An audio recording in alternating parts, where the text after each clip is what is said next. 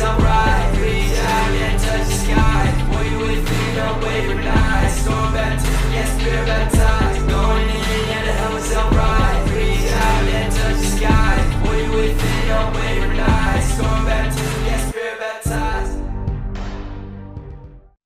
Hey, welcome back to I'm Going In. My name is Todd Bly-Levin, and I'm your host. And I've got an incredible guest today that was introduced to me.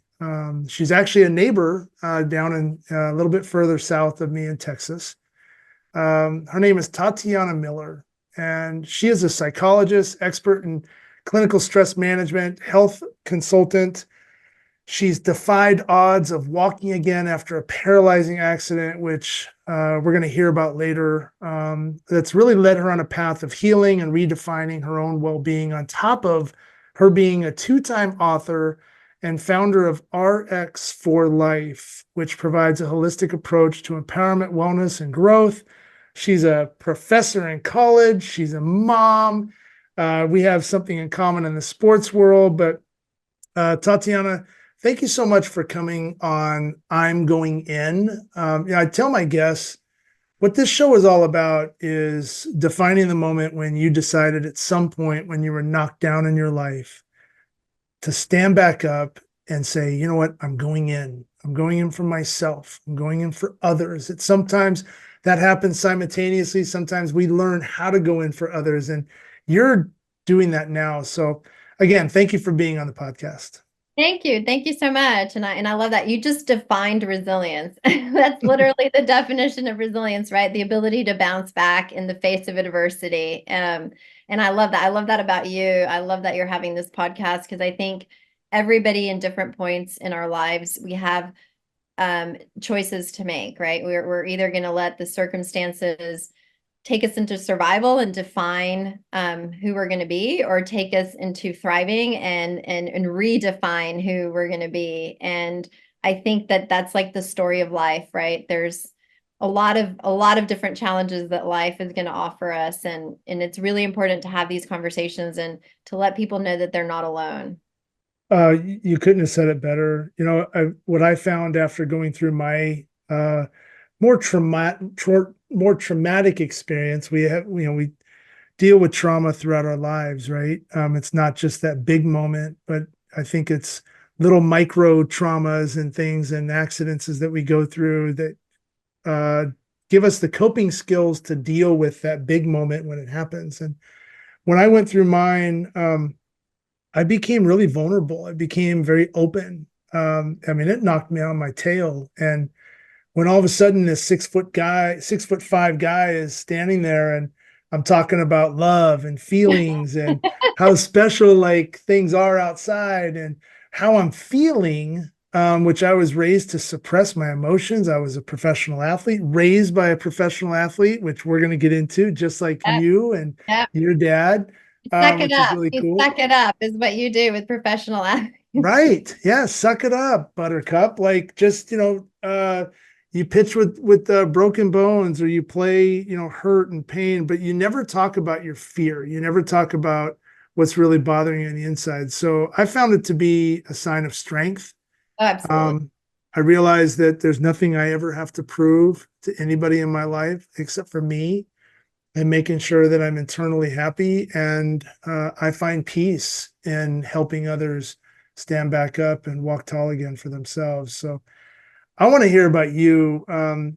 We have this commonality with your dad being a former professional athlete and mine, which was really interesting. And we were talking prior to the recording just about what people don't quite always understand and realize about what goes on in the house of a professional athlete. But really, one of the biggest life lessons that you learn in the resilience piece, and just learning how to stand back up, the constant grind, the constant repetitiveness that you have to be, the routine driven focus that you have to be in that limelight and really go out and perform every single day, regardless of how you're feeling or not. What was that like for you growing up in that house, and how did that provide kind of coping skills to deal with what you dealt with? I think it's exactly what you've been sort of describing. As children, we don't really realize what we're learning, right? We're just kind of taking life in and making sense of it as we go. But in retrospection now, I realize that my father has been one of the biggest teachers in my life. And that is because professional athletes, well, I mean, all athletes, but more professional athletes, right? They have to keep themselves poised. It's part of the game, any game, basketball, baseball, soccer, it's part of the game, right? You have to have a poker face because when your opponent knows you're vulnerable, you're in trouble, right? They already won. They already scored on you if they know you're vulnerable. So you kind of learn to have a poker face. And my dad very much did allow us to work through our emotions and be vulnerable, but his MO was always like cool, calm, collected. I never remember my father screaming at me or losing his patience. Still to this day, he's very composed. And that taught me something, right? It taught me that cool and composed is the way you deal with crisis. And fast forward now thinking about, what did I grab onto? And I always tell clients or people that I'm working with, like we all have something that we have to go internally and grab onto to find our strength. And I think I went and grabbed onto, I watched, my father, especially when, and I don't know if you know about this or not, but I had a sister that died in a car accident. My No. first week of college. Yeah, she was Wow. um, my closest sibling.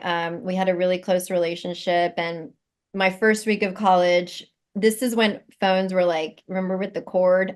There were quite no, I mean, I don't remember if there were cell phones or not. No, yeah, there were cell phones, but we still used old school phones in the dorm. And I came to the US for college, and my first week in college, the dorm phone in our little shared space that we had 4 rooms and a middle space we shared, went off. It was like 5 a.m. and I knew that phone call was for me. I just instinctively knew it, and I knew that it was bad. And I thought it was my grandparents that had passed. Never expected. And I remember my dad's voice. I remember that I could hear his pain, but it was still very collected. And he was like, there was an accident and your sister passed away. You need to come home. And it gives me chills and it fills me with Wow. emotion. But the way that my father guided me and my brother through it, um, was with poise and with grace and with love. And the hard part of that was that my stepmother was an alcoholic and she was driving and had killed my sister. Oh, So there were a lot of elements to that, but even through that, I what it was modeled for me, right? How to hold yourself together. And that is what I think I had to keep going back to when I realized that I couldn't feel my legs. I realized that I had to make choices in my life. I had doctors telling me that I was never going to walk again, that I just needed to get a ramp, and me and my husband needed to just like accept this. And at that point, I had 2 young kids. I had 2 young boys. I was a young mom. And I remember feeling like really like I didn't want to live. And I don't know if you went through this, but you kind of just feel like, how am I going to do this? Like, how am I going to not be who I know myself to be? But I remember watching my dad and talking with him through my sister's death. It was very public. There were reporters all over the place. I remember getting to the funeral home and, you know, there's paparazzi everywhere. My stepmother had ran into a federal light post. So like police, it was, wow. it was, it was a big to do. And I remember my dad and I had these long, long conversations, very vulnerable conversations. And that's, I think, one of the first times when I watched him just fall apart, just allow himself to fall apart. And he told me, he said, you know, I'm never going to be the same person that I used to be. And I know that, and I have to accept it. And that's just how it is. Right. And I think, that like with trauma, Wow. with deep trauma, you're never the same person. No. It's like you're not only grieving a loss, right? As I'm sure you grieved your loss and the loss of many lives in your experience, but you not only grieve your loss. You grieve the person who you were. Right. And it was very similar in my experience, right? I had to grieve who I knew myself to be and who I had to become to make it through, right? So I fell down like you described, and then the person that got up was not old Tatiana. It was a new Tatiana. And I find myself using that experience and what I watched from my dad, and then translating that into what I try to invoke in people now, and what I try to motivate people to do is to say, like, we all have to revamp, we all have to adapt, we all have to move forward with our pain, because that's life. And sometimes it's harder and uglier and messier than other times, and sometimes it's just, I'm moving to a new house, right? Pretty simple.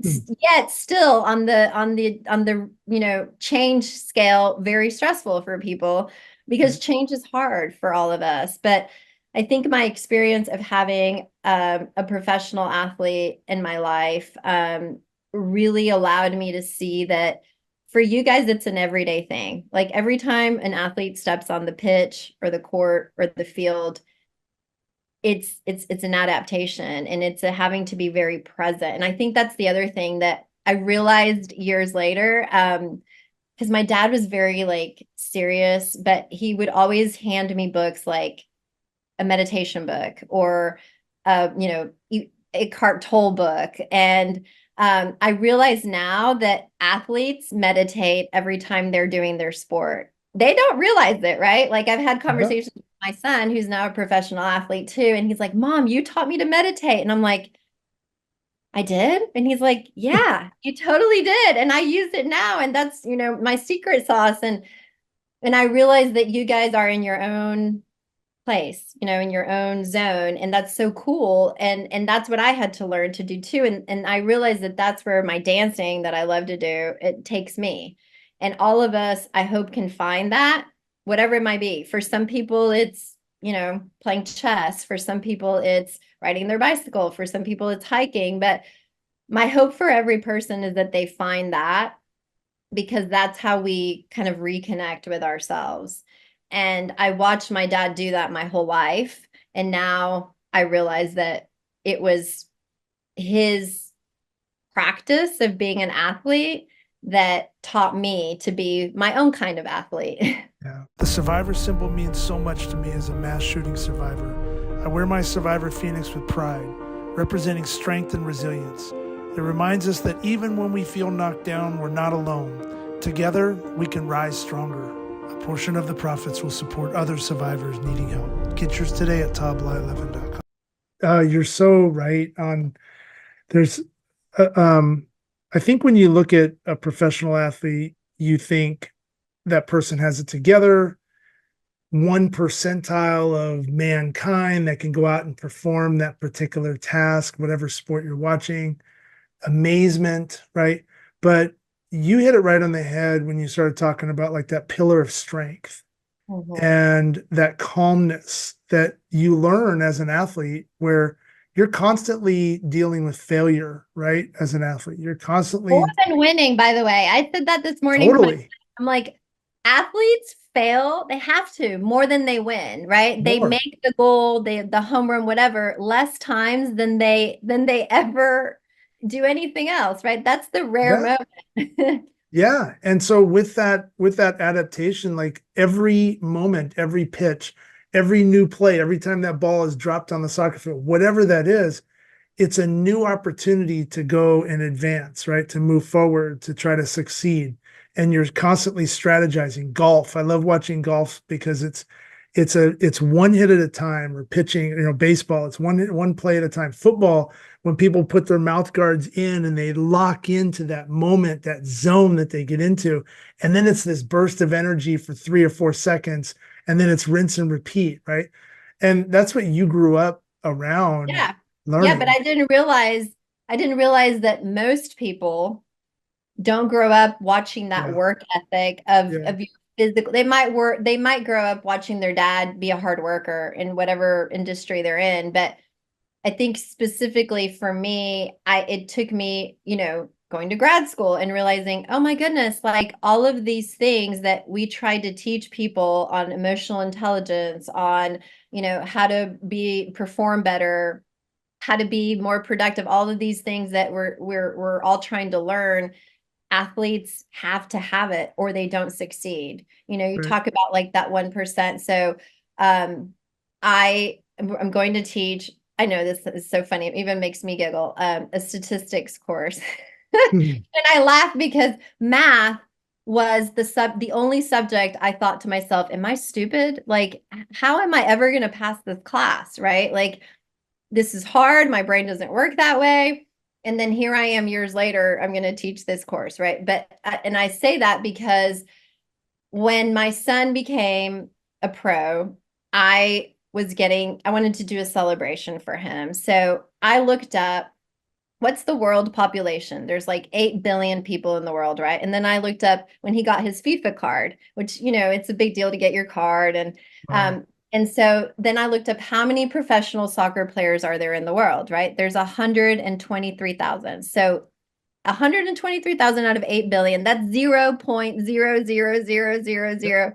So in his card, I wrote, you're in the 0% club. And he goes, Mom, what does this mean? And why does it matter if I'm in the 0%? And I'm like, because you're one of 8 billion people that accomplished this. And his answer to me was, well, you know what my grandfather told me? And I said, what? That's my dad. I said, what did he say? And he said, that doesn't matter. This is just the beginning. What are you going to do now? Right? Like, Yeah. not a win. That's not a win. That's just a stepping stone. And I'm going, but you're 0%. Like, how is Yeah. this not the best ever? And for them, it's like, what are you talking about? This is just the beginning, right? This thinking of greatness and of achieving their best potential. I think now is something that I try to translate into my work and my life is like when you think big, that's small, right? Not a big deal to get my FIFA card. That's just the beginning. So when we have goals for ourselves, like my goal was, well, I want to be able to walk. And so now my goal is, well, now I can walk. So now I do these long, hard hikes, and so now I'm like, okay, now I can walk and do hard hikes. Well, now I want to cross mountains, and so it's like motivated me to push myself to try to be my best. And I'd never done that before. When you I want to back up a second. I want to touch on something that I thought was really interesting when you talked about your dad. First of all, I'm really sorry that you lost your sister at such a young age. Um, but when your dad, made that phone call to you and it was that stone, that strength, obviously that you're used to hearing, but in a different way. Totally different. The grace and the love that lifted you, probably it kept you on your feet to get to that moment where you could see him and embrace him. Um, what happened with you?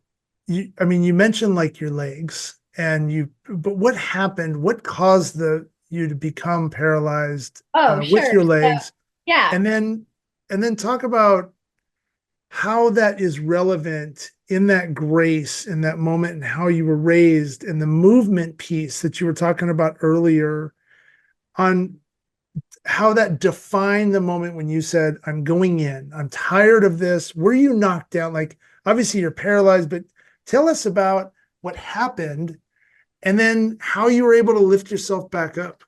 Sure. I love that question. So I think I went in too much, too hard, and ignored my symptoms, right? That's what led me to like lose my reflexes. And so I'll backtrack. Yeah. So when I was a teenager, I started having some symptoms. I got told a ton of different things. They told me that I had cancer. They told me they weren't sure. They told me I had this, I had that. So for many years, since I was about 15, I started to have different symptoms. What now we know is an autoimmune disorder that attacks my bones. But for, oh my gosh, 15 years, which is pretty much the story of autoimmune, that people aren't sure. It's kind of a new diagnosis. Doctors will bounce you around from one specialist to the other because nobody wants to tackle it. Nobody's sure of it. So for years I got bounced around. Nobody knew what was going on. I had a bag this big of like all the pills you can imagine of them trying to treat this. Nobody quite figured it out. So I started having some pretty severe back pain when I was, oh, I guess 20.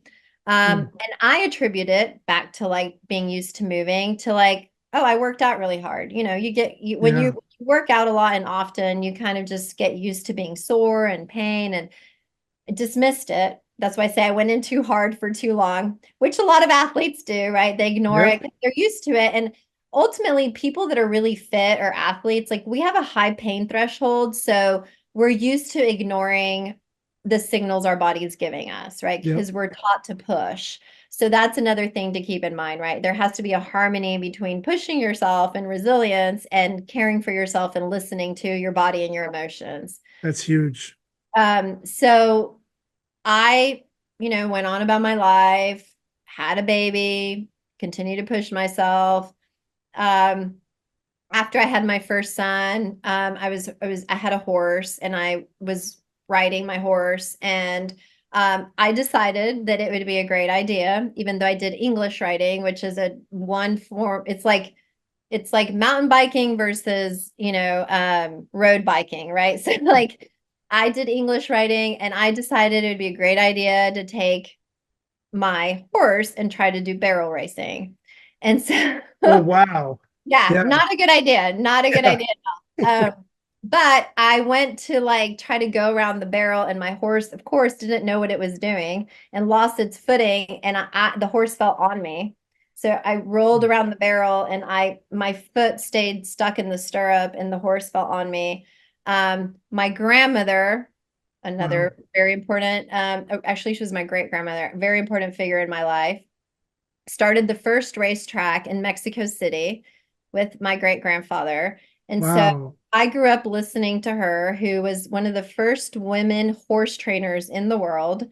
One of the Wow. first women, to be like, I'm going to wear jeans and high heels and train these horses. And so she had a really strong Irish personality. And she always taught me that when you fall off that horse, you get back on that horse because you're the boss. So I got Mm. up in a lot of pain, and I was like, oh my gosh, got to get back on that horse. But I forgot to tell you something too that is a huge part of me, which is like faith. And I believe that, God has a plan for all of us, and we have to trust our instinct and those little signs that God sends us. So that day when I went to ride, I had left my helmet in the car. And like many people do for many different reasons, we're lazy and we don't want to wear our helmets. But something inside of me kept saying, just go get your helmet. Just walk back to your car and get your helmet. If I Wow. hadn't had my helmet, I probably wouldn't be able to have this interview. Yeah. But something told me to go get my helmet, and I did. So thank goodness I was wearing my helmet. So I got back Amen to up. that. Wow. I got back up, got on the horse, and started having horrendous back pain after that. I already had back pain before that, but that really like just accelerated my back pain. So I went to see a doctor after that accident, an orthopedic surgeon, and they were like, you really need back surgery. Like your back is so, at that point they were like, your autoimmune is really what's it called? When your bones start to get thin. Um, like eating up my bones. Basically, my bones Yeah. were like osteopenia, which is when your Oh, bones start wow. to thin. So you're growing these like tentacles out of your low back that are starting to press on your nerves. And that's why you have so much pain. And when you fell off the horse, it pushed all of your discs out. So I had So this, your bones were like really brittle, or yes, they were yes, okay. yeah, yeah. They weren't deteriorating. They were just very brittle. They were deteriorating. Yeah, Oh, they were wow. they were Okay. thinning out, and they Wow. had started to grow like these branches out from the Wow. middle of the back. But Yeah. the horse accident pushed out my discs from L4 down. Oh, wow. And so my pain started to get increasingly worse. Yeah. However, I was a young mom, and I had just started going back to grad school studying holistic medicine. And I was working in a hospital doing employee health, and I really loved my life, and I didn't want to stop my life to take care of myself, right? Yeah. This is the story of a lot of adults and how their diseases or their ailments progress, right? So I Yep. didn't want to stop, and I thought I'll just deal with the pain. And my husband at night, my pain was so bad. He would take these huge, the round weight plates that are, you put on barbells. He would Yeah. take 45-pound weight plates and set them on my back because the pressure eased my pain. And Because it would my, straighten it out a little bit. exactly, yeah. Yeah. And my Wow. pain got progressively worse and unmanageable. I started to have like, I couldn't hold stuff. My hand would start to shake. My legs would shake. Wow. Uh, I was like cutting something one day and I lost my grip and it like cut my other hand. How long did this go on? So it went on for about a year after Oh, that. wow. And then I teach yoga and I love to teach yoga. And so I was teaching a yoga class and I was demoing a twist. So I was like twisting my body and my legs came out from under me. And before I hit the floor, I knew I was like, I can't feel my legs. I just knew it. Like I knew it. I knew it. I knew it. I knew it. I knew it.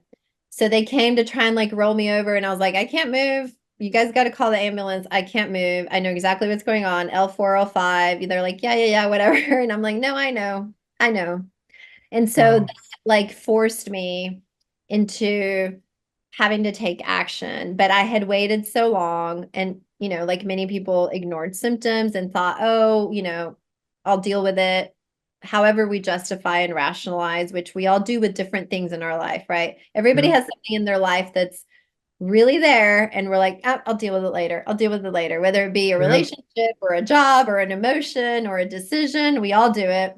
Yeah. And so I did that. And by then it was really progressed. My insurance refused to pay for my back surgery. At that point, they told me I'd lost all my reflexes on the left side of my body. All four orthopedic surgeons that I went to see here in the US were like, you just have to get used to it. You're not going to gain your reflexes back. We can try 2 or 3 surgeries. You can get, metal, you can get pig parts. And I was like, no, no, I don't Wow. accept that. Not having it. Don't want to do that. Mm. Um, and so thankfully, my dad and my grandfather had a friend that was an orthopedic surgeon in Mexico City, which is where I'm from. So I flew down there and I went to see him and he said, I think I can help you. I think I can give you some hope. But you have to come and stay in Mexico City. And that was really hard for me because I'd always been a very involved mom. I didn't want to leave my kids. And I was scared. Yeah. I was scared because, like I said, when you fall down, right, and then you get up, you're a different person. And I had to come to terms with the fact that my life as I knew it was no longer going to be that. My body as I knew it could no longer function. Um, and that I had to do this. But I think for me, the hardest part, besides just like accepting it and making decisions and taking the steps that I needed to move forward, was realizing that I had to do this alone, that nobody could do it for me. And it was the Wow. first time in my life that as a human and as a woman, I realized that there's so many things we have to do on our own internally that nobody can do for us. And that if we just are brave enough and have that courage to do, and like you said, all of a sudden, here's this big guy talking about love. But you knew that when you were doing it, you're like, this feels right, right? But Yeah. only you could do it. Yeah. And for me, it was the same. I knew that I had to take this time to like do the work. And the work for me was accept that this was happening, except that I had to be in another country away from my children and my husband to do this, except that there was a big possibility that I wasn't going to walk and that I wasn't going to have what I perceive as a functional life. And at that point in my life, I Yeah. didn't, I back to my dad and just Mhm. that poise and stuff. the doctors had a really long conversation with me and they said, listen, there's a huge possibility. This is such a big surgery. There's so many things wrong with you. At that point, they told me my back looked like the back of a 75-year-old woman. And I was 33 years old. And Jeez. so they said, there's a lot of things that could go wrong. This is a very sensitive part in the human body. And we need you to sign all these waivers and write a will. We need you to write a will. We need to have this conversation with your husband. You need to pick, a person to make medical decisions in case something goes wrong in the surgery. There's a possibility that we might hit nerves that will affect your functionality. And so I went to my husband and I was like, if this doesn't work, I don't want to live. And if something goes wrong, I need you to let me die in this surgery. And he lost it, couldn't handle it. But it took me a lot of reflection, a lot of self-work to like make decisions for myself, of what was right for me. Yeah. And this is right, like a metaphor, a reflection of a lot of things in our lives that don't sit well with other people, but are right for us. And I prayed and meditated and it felt right for me. Yeah. And nobody in my family could accept that. There was a huge tumultuous, you can imagine when tensions are high, except my dad. You are touching on some too many times we make decisions based on others, their interpretations of what we should be doing, or just the fact that we're afraid to come out and say we're going to do this, and that backlash that you get sometimes.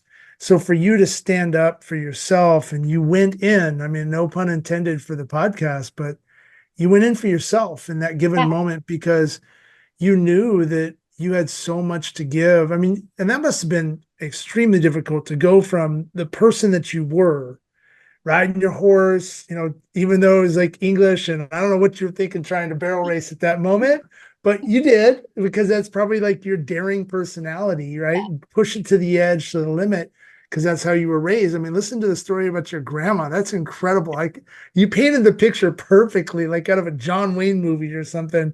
And so cool. But she you was went in in, movies, by the way. She was in movies. She was really? in movies with like Tom Bullock and stuff. Yeah, Oh yeah. my gosh. She was quite a character, very spicy lady. But yeah, Yeah. But that's who you are. That's in your right. blood flow. But I Yeah. think the important part to this is that you did it for yourself because in the end, you really need to be individually happy, Absolutely. And right? yeah, and I also think like I worked later on in life after I walked again and stuff. I worked as a part of a pain team in a hospital, and I was the Mhm. holistic therapy for the hospital. I created a whole program for them. And I remember watching families making medical decisions, and patients a lot of times get completely left out of decisions that affect their life and the quality of their life. Yeah. And Wow. oftentimes we forget that it's not about what we want. It's about the patient. And I think that was so helpful for me when I was on the pain team, is to be an advocate for the patient. And I still get referrals often from injuries or people that are having a hard time dealing with what's happening to their body, because it's affecting their life and functionality. And I think often with chronic illness and chronic pain and disabilities and paralysis, what people forget is that the person loses who they are. And that is something really hard to reconcile. And we can't just expect people to get over it or to move on. Like it's a process, it's a grieving process, and it's also very personal. Yeah. I look at people that, are paralyzed or have been paralyzed and do it with such grace and just like really have this resilience and bounce back into their life. And I always look at them and I always think, that is such amazing strength, because I don't think I could have had that. I really don't. Like I still stand by my decision that I made that day. But I highly, highly respect people that would have chosen something else. Because it's so unique to who we are and what works for us. Yeah. Um and yeah, it was it was really difficult for me, but my dad was the only person in my family that was like, I'll be the next of kin. I will respect your wishes. And he did. A lot of things went wrong in that surgery. The hospital ran out of blood. I was bleeding out. They had to put an ad on TV to get people to come and donate blood. And there was a moment, Wow. there was a moment where my dad had to decide, do we keep going or do we stop? And he said, well, her wishes are to stop. And the doctor said, I can't do that. And so he kept going, and here I am, and it worked. But I That's think, yeah, amazing. right, like God had a plan. Like Oh, God always has a plan. he had a plan, and his Yeah. plan really was to say, you know what? Okay, all these things that sucked and were hard and brought you so much pain, you're now using that to help others. And Yeah. it is a driving force in my life to say, hey, hard things happen, but look at what we can do with that energy, right? And then translate it into something so powerful and so great. And I always tell people, like, these types of things are opportunities. The same, as would happen to you. It's a crushing thing. It's a devastating thing that we're seeing more and more of in the world, right? Violence and you never know where you're going to be and if you're going to be okay. But my hope for people is don't stop living. We Mm. can't let those things make us stop living. We can be careful. We can be more aware. I'm a big advocate to tell people, like, don't ignore your symptoms. We all know they're there Yeah. and we all Yeah. choose to ignore them, right? So we all have to advocate for safety, healthy communities. And that often doesn't happen. You're so right. And, you touched on something earlier. Um, sometimes we deal with physical pain. We deal with physical ailments. Our bodies get altered in certain ways. We're in accidents. We have, whatever it may be, a broken bone or something. But the mental aspect coming out of that, I think, is the most challenging, right? I mean, you went through your physical therapy, you fought to stay alive. I fought the doctors here when I told them you're wrong. Right. I was like, no, I don't accept that. There has to be another option. And this doctor in Mexico said, yeah, there's this surgery that I do that I think will help you. And it did, right? And I'm stronger than ever, and I'm more mobile than I ever was. And I have phantom pain because they cut off half my hip and used that to fuse my spine. So I have phantom pain in my hip where they cut my hip.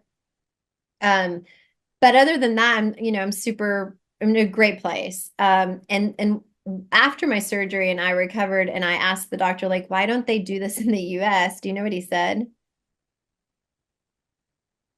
He said it doesn't make money.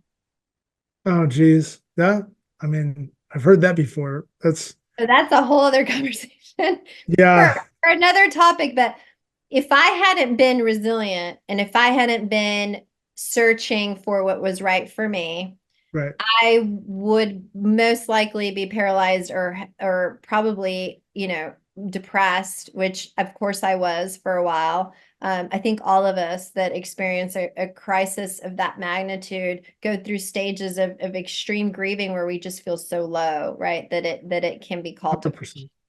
Yeah. No, when I got, I tell people this, after my 8 hours of going through what I went through in Las Vegas and seeing everything that I saw and physically exhausted, pain, I ripped my shoulder out from lifting bodies up and throwing them over my shoulder, like my hips, hernias, but the mental side of trying to figure out what the heck am I supposed to do now.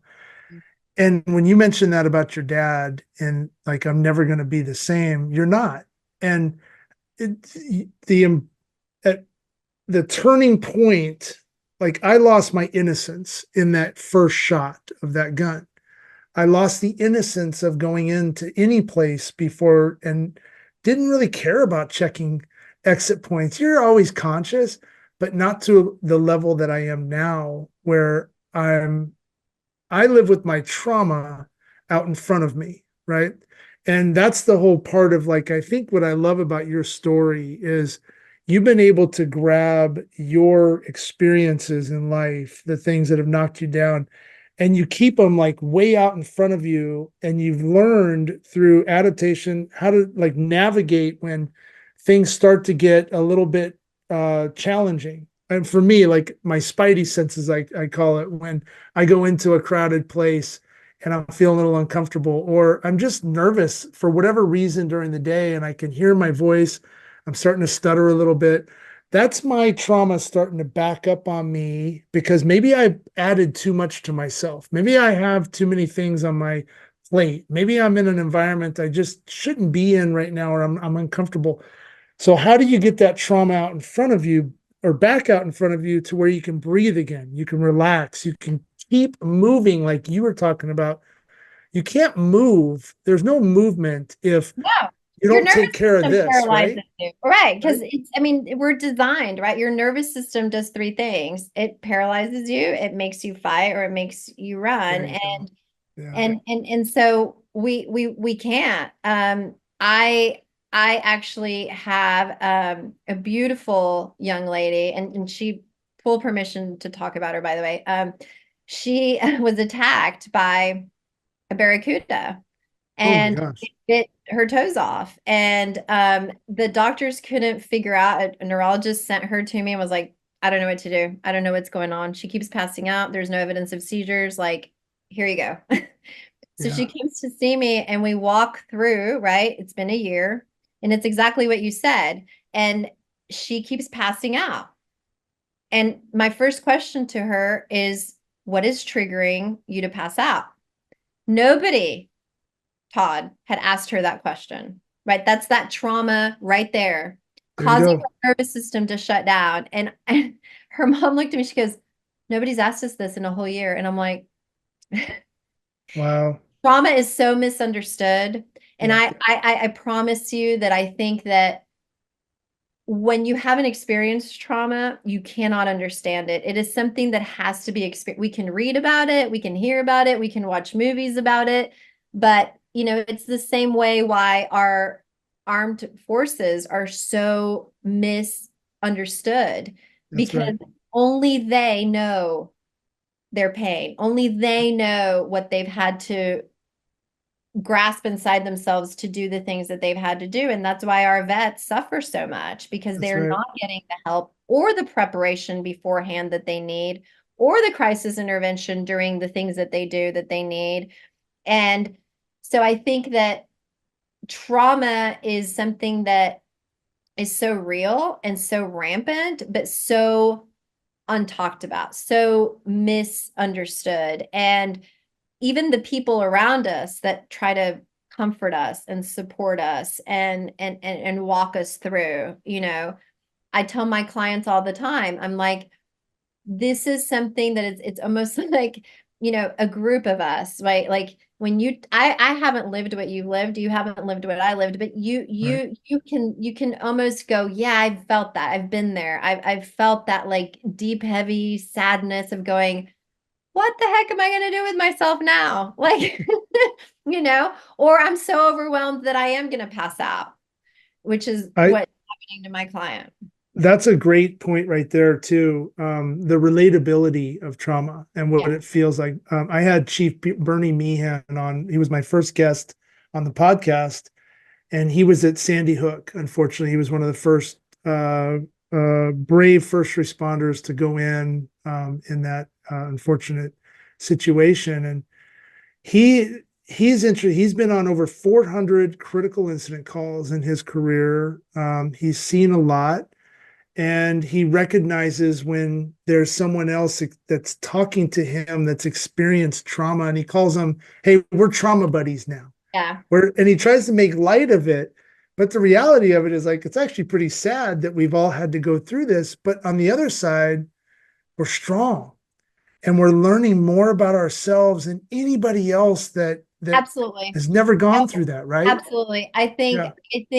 I think if you think about human beings, like from an anthropology perspective, historically, and athletes and everything, right? Like, we're designed to move through life and experience some sort of trauma. So man used to have to go out and can you imagine? Can you just I try to put myself in that position. Like I went to Africa last year and I'm like, these guys run after lions and I mean, can you imagine doing that and going, I'm going to defeat you? What? Like that's traumatic.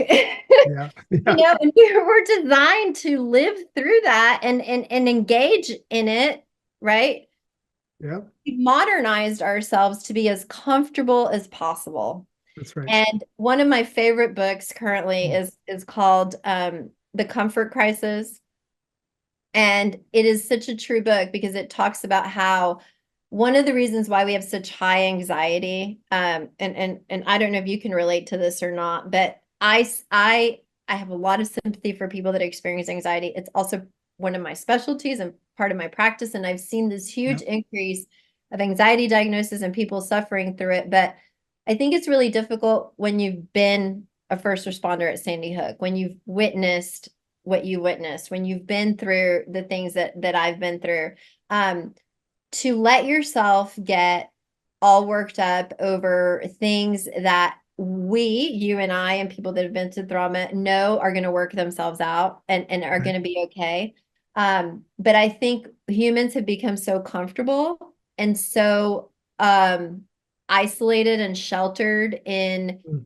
not the realities of life and saying, you know what, I'm going to embrace life because there are supposed to be sad times. There are supposed to be hard times. I am supposed to have to work really, really, really hard. And that's something that, you know, I so admire about my older son because all of his friends, all of them, right? He grew up in America or in college. And a lot of people will say to me, like, well, he's missing out. Shouldn't he be getting an education? And I laugh and I'm like, do you understand the education that this kid is getting being a professional athlete? Like, Yeah.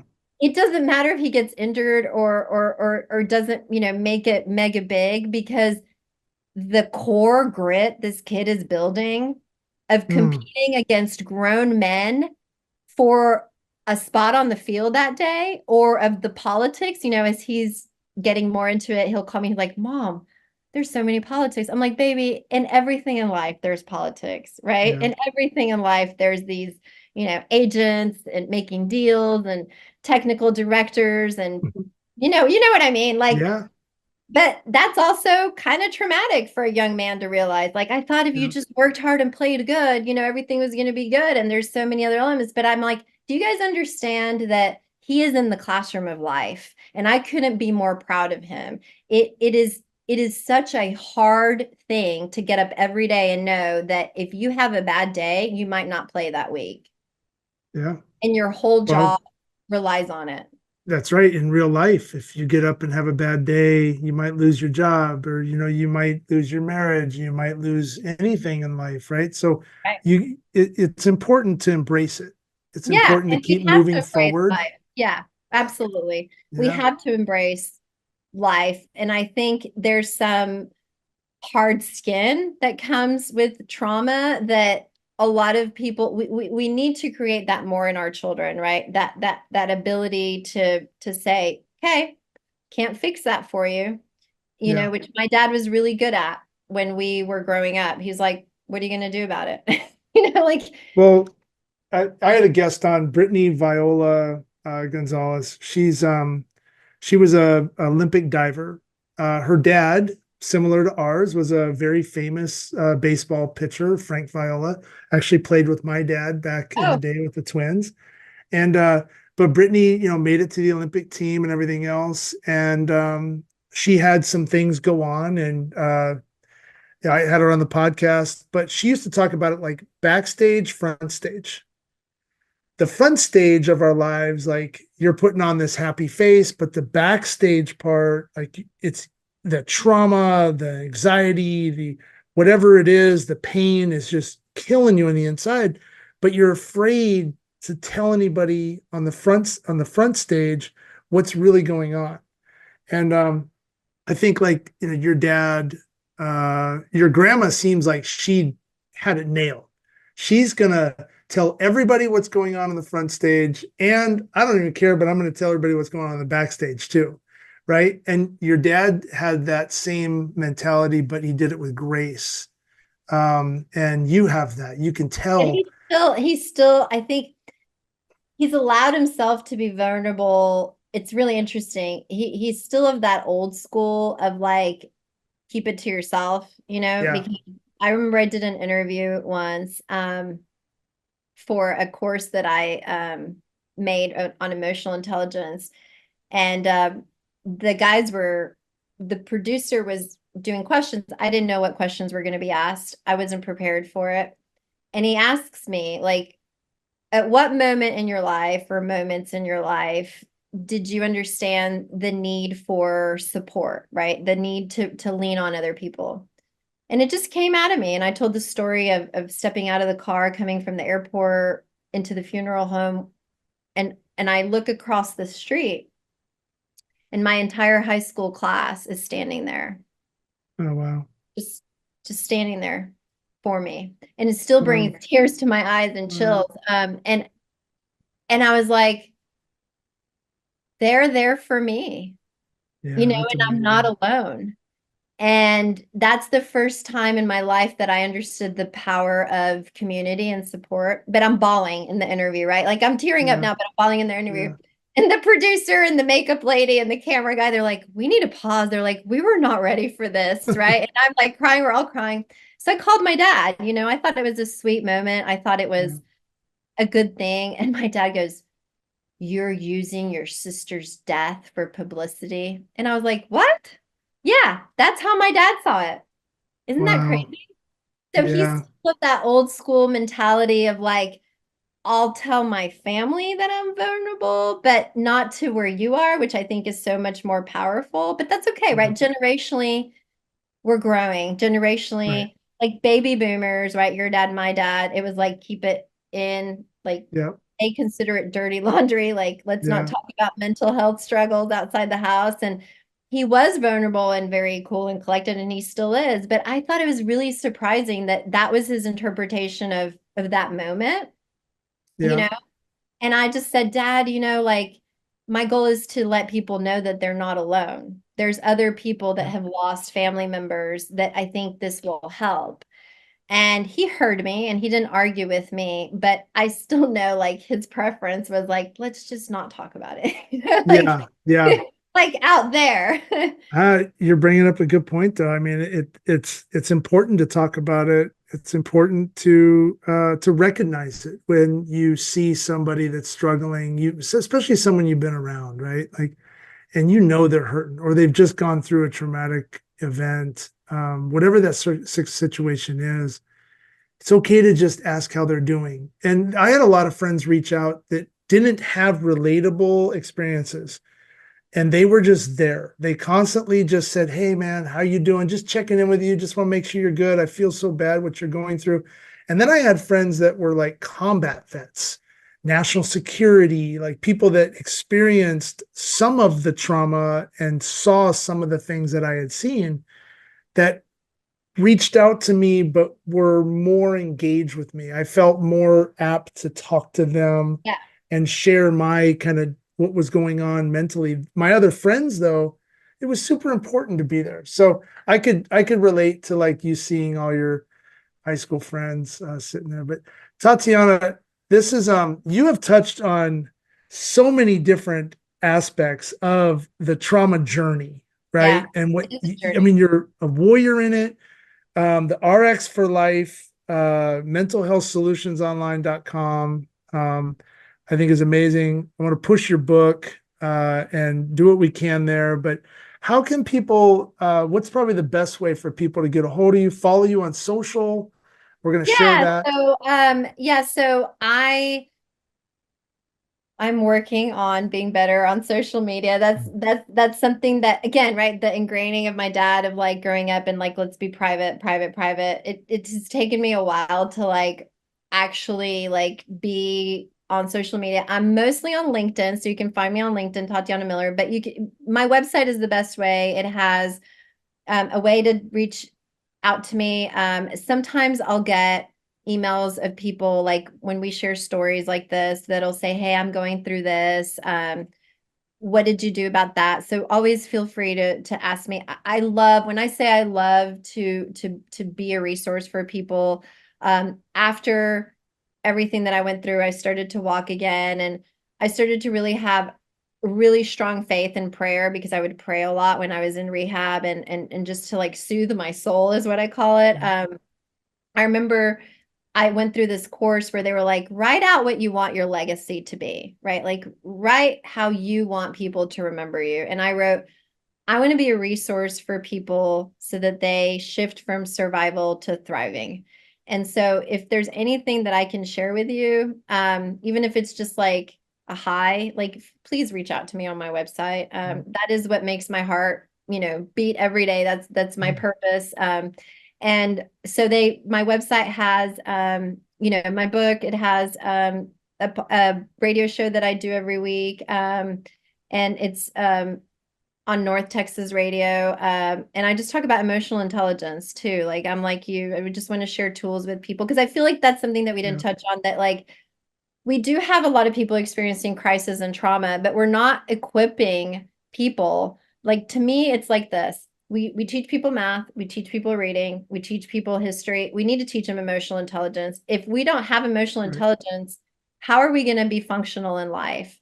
So my goal and my passion and RX for Life is about teaching emotional intelligence. I do a lot of nonprofit work. Like, I'll go for free and do talks, motivational talks, if there's an organization that could benefit from it.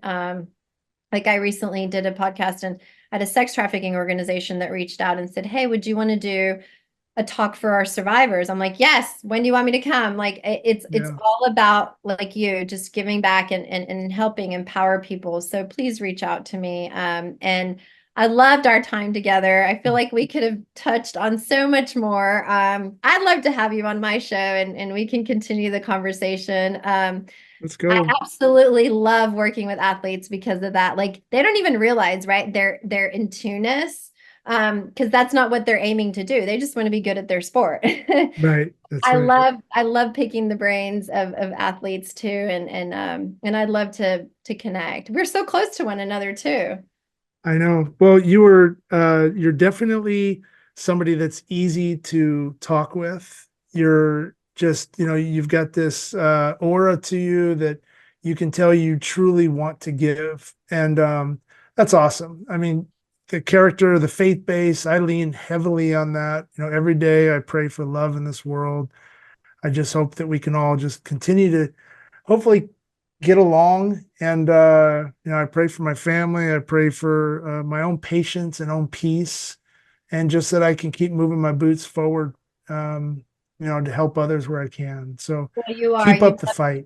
Thank you. You so are, just with this. And, what I have found too with this kind of stuff is, like, you just never know when somebody needed to hear a piece That's of right. what you're saying. And I have found that, I mean, that's what I just want to share one more quick story.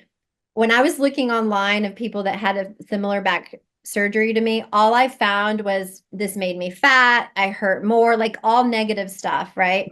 There was one guy, and he was a war vet, and he wrote one blog, just one post. And his post was, I feel so much better.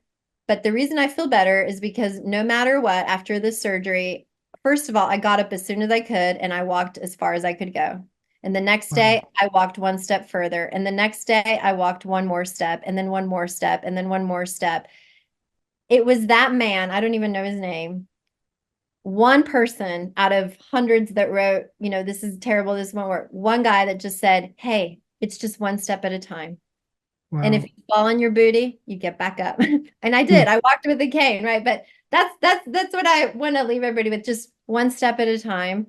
And I think that's kind of what you and I are saying that has worked for us. And it's a one step at a time thing, and a believing that everything's going to work out as it needs to. That's right. It will.